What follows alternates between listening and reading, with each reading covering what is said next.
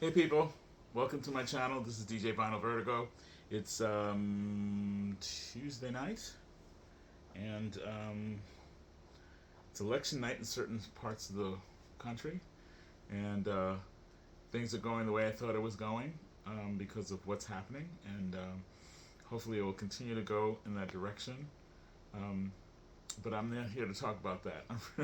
But I'm just, looking at things and just happened to see that before I put this video on. But I just want to say I have been trying not to watch the news, so I've been cooking, getting things ready for work tomorrow, and I had a lot of errands I ran today. But I actually had some time to sit down, not sit down, but kind of sit down at times and listen to some music. And so I'm going to show you some records before I put them away. Um, I'm pulling stuff out. Do I want to keep it? Do I not want to keep it? That kind of thing. And also things that I haven't listened to in a while as well. So I have four records that I'm going to show you right now. That is a recent buy, not absolutely recent, but it's a recent buy. I got it. It's a used record store day record, and these are ones that I always try to collect, try to find and collect. And this is Jazz Dispensary, um, record store day, Jazz Dispensary.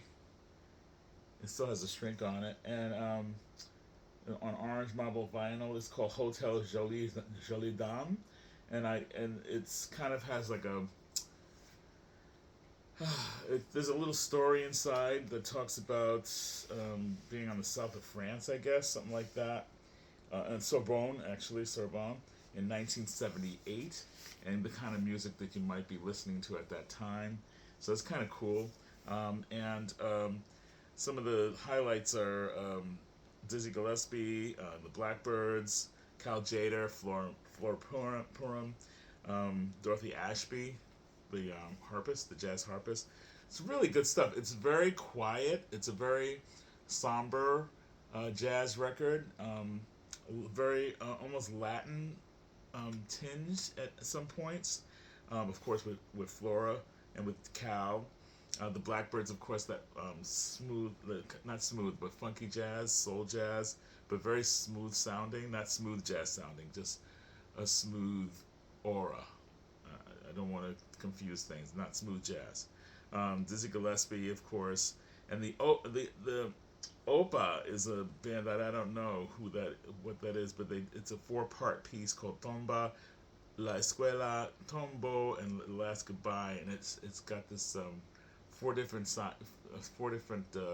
rhythms and tempos and stuff. Really good stuff. This is a really nice pensive jazz record compilation. These are always good. Some of them more funky than others. People tend to like the funkier ones, the more up tempo ones. This is not an up tempo one. It's kind of quiet. Like I said, it's kind of quiet and somber.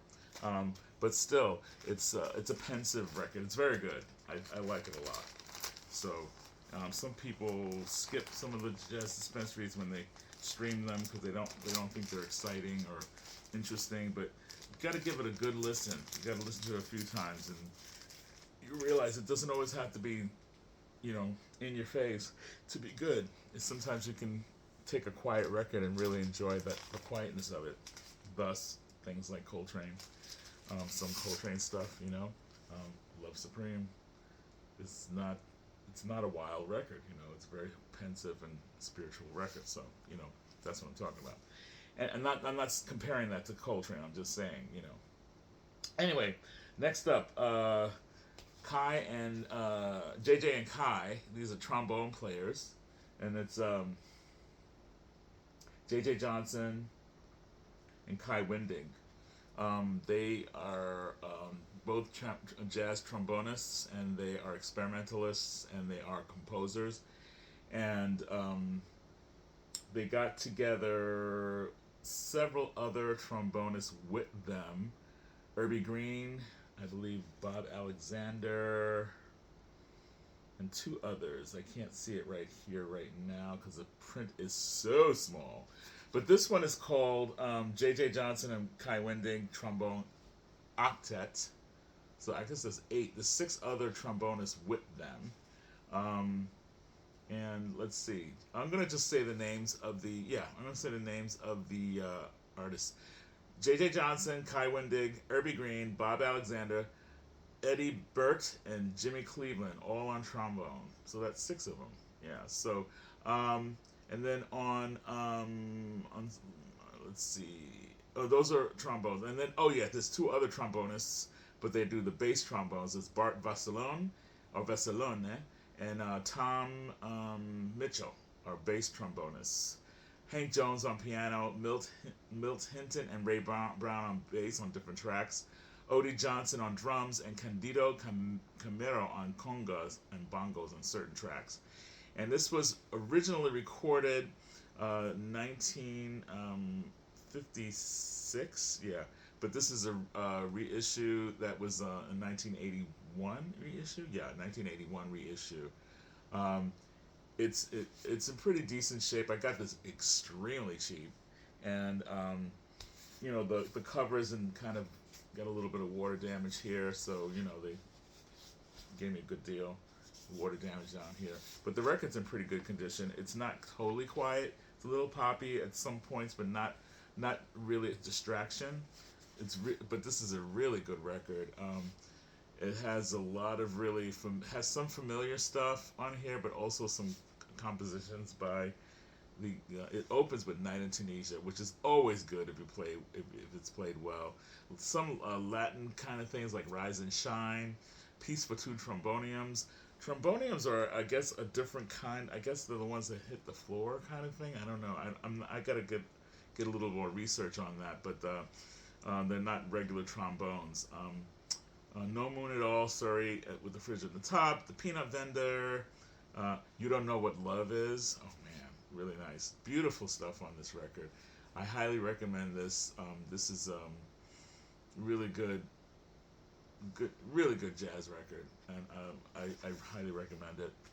I really do like them, and I will be looking out for more of their stuff. I've seen their stuff around before, and I just never picked them up. I think I picked up another one. I have another one in here somewhere, but this is the first one I ever got by these artists, um, J.J. Johnson and Kai Wendig, and I'm sure a lot of people in the BC know who these people are. So it's not a mystery. These are not a mystery group of musicians. Anyway, really good. I really enjoyed this. I really enjoyed listening to this one. I actually was cooking while I was listening to that one. The next record I bought originally on CD, and then I got it on vinyl and never listened to it on vinyl.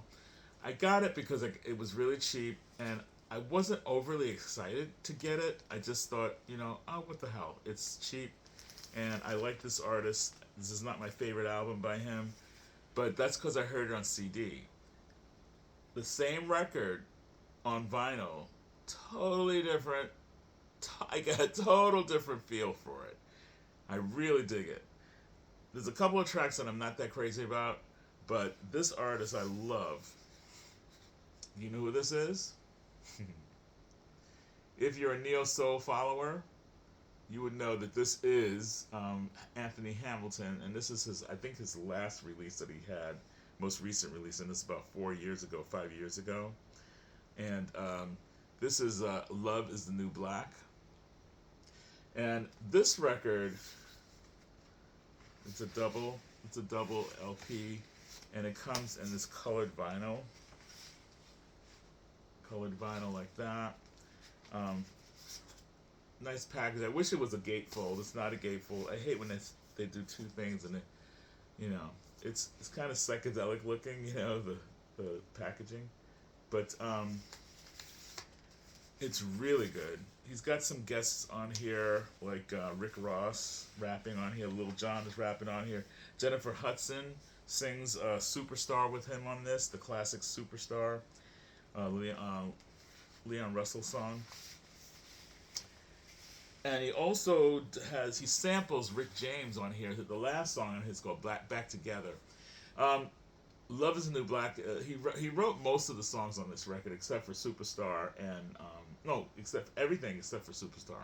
He wrote on this. He composed everything, and he's the executive director. There's a lot of different executive producer. There's a lot of other producers on this record. for each the songs, and a lot of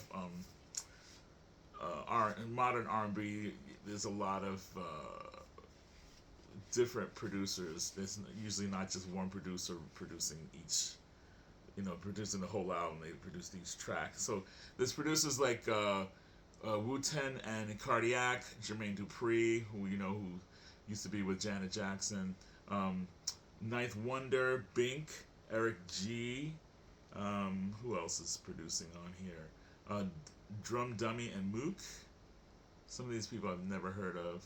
1500 or Nothing, and J Manifest. Those are the producers on this record for different tracks, and but it is a cohesive album, nonetheless. Here's the back cover. It's a double LP, and I really particularly like the first side, which has "Love's the New Black," "Threw It All Away," and "Real Love." I'm Ready. On the last song on the side A, I'm not that crazy about. He's a neo-soul artist, but sometimes I find some of the songs a little too 90s R&B, and some of the 90s R&B I'm not really into. And I'm Ready is that kind of thing. But then he gets right back into that real neo-soul that harkens back to the 70s. It has that kind of 70s sound. Very reminds me of Bobby Womack. Sometimes reminds me a little bit of the Isley Brothers. Later years, the Lat Lady years and Harvest of the World years, that kind of stuff. So White Hennessy, really great song on the second side. Coming Home, You Made a Fool of Me. I love that, and I thought we were in love. So side B, killer, just killer. Side C, it starts off with Superstar, done by him and Jennifer Hudson as a duet, and they kind of it's good. It's very good. It's well done. But the reason why I think it's well done is because they pay tribute to Luther Vandross. They do the song the way Luther Vandross did it. I mean, even the vocalizing, the inflections, and the arrangement is very much like Luther Vandross' version of Superstar. But it's still good. But if I'm going to listen to that arrangement, I might as well just listen to the Luther Vandross version. That's my opinion. But still, it's good. Pillows is a great song. I'm Sorry and Mercy. Oh, that rocks. It's just great. And then it finishes up with side D, Safe, Mama Don't Cry, and a song called Back Together. And they sample Rick James vocalizing. They kind of cut and paste words that he says in the song, from the song Fire and Desire. So it has that kind of feel to it. It sounds almost like Fire and Desire kind of thing, but he creates a whole new song out of it called Back Together. It's a really good album. It's better than I thought it was, because I never used to listen to it that much on CD. I would pass over it all the time. I would pull it and go, I like the other album better. I like the other album better. But now I think I'll be listening to this a little bit more now. I'm giving it a better chance. So this one is called, like I said, Love is the New Black by Anthony Hamilton. Nice stuff. The next record is something I haven't listened to in quite some time. And this band I've always loved. Some people don't. They find them to be derivative. I don't care. I think that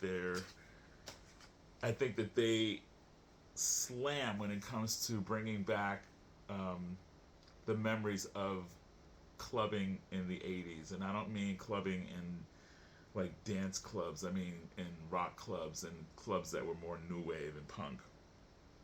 And because I went to all kinds of clubs in the 80s. I went to reggae clubs. I went to Danceteria. I went to Palladium, but I also went to China Club, and I went to Red Zone, Mud Club area. So I bounced around. I didn't just get into one type of music, and I even went to a lot of like private hip hop parties, so in the Bronx. So I was pretty well rounded when it came to my club scene kind of thing. this band always makes me think of Joy Division, The Cure, Depeche Mode, a mixture of those, and Little Susie Sue and the Banshees as well. And I really dig them. They only came out with, I believe, three full albums and one EP, and they're from California, I believe. And let's see, it's one of the Justin Warfield and Adam 12. Justin Warfield is the vocalist, and the band is called She Wants Revenge. And that's the name of the album. She Wants Revenge. It's an eponymous record, and it's their first album, their first full length record, I should say. And it's so good. I mean, when I first heard this, I just was blown away. I saw them about maybe a little over 10 years ago in St. Petersburg, and they tore it up. I mean, and that's them getting back together because they had already not broken up, but they went off and did their own things for a while, and then they got back together. And I don't think I think they're doing their own things again. I don't think they're touring anymore. But yeah, this is a Gatefold. And I think you probably would know Tear You Apart because that's been in a lot of TV shows and film. Tear You Apart was like a huge hit on here. These Things was another hit on here. Out of Control was another one. But every song, just to me, is just, amazing. I love the music. I love the singing. This Justin has a very deadpan. This is Justin here, the black dude. He has a very deadpan, a baritone deadpan delivery when it comes to his vocals. So it's very dark and very like Susie Sue kind of singing. Or he's not as animated as they are in The Cure, as Robert Smith is in The Cure. He's more like Depeche Mode a little bit, I guess. But yeah, very deadpan.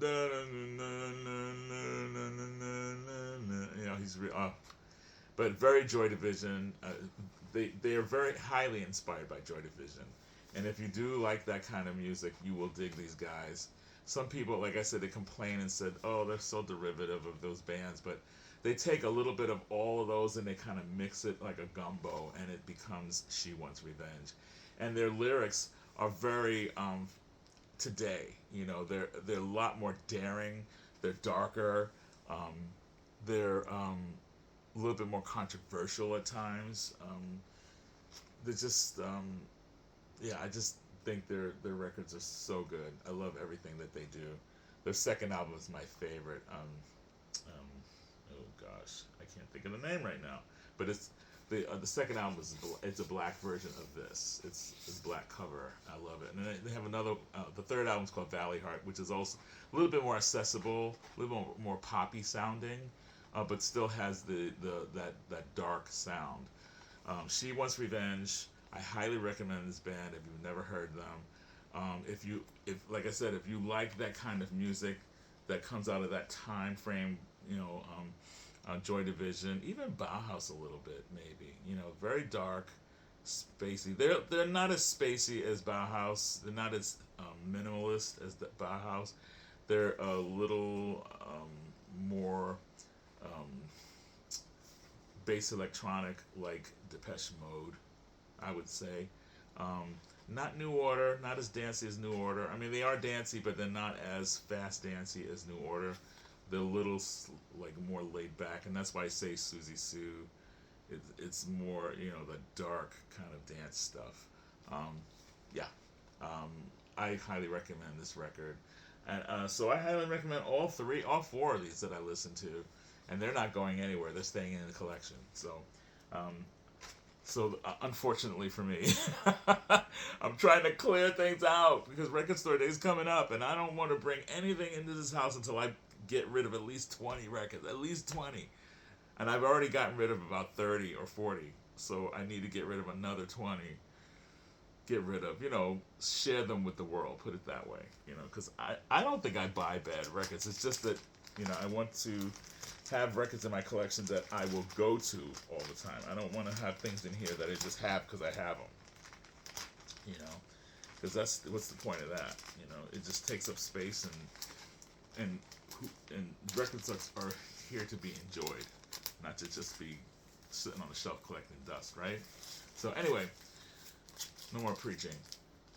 Check out these records if you can stream them or whatever, but definitely.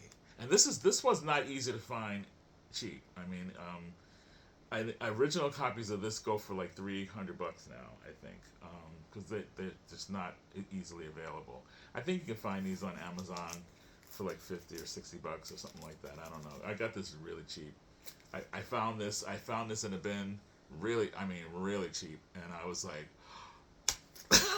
I'm getting this. I was like, oh my god, I didn't think I'd ever see this in the wild. So yeah, happy to have this one, and I'm holding on to it.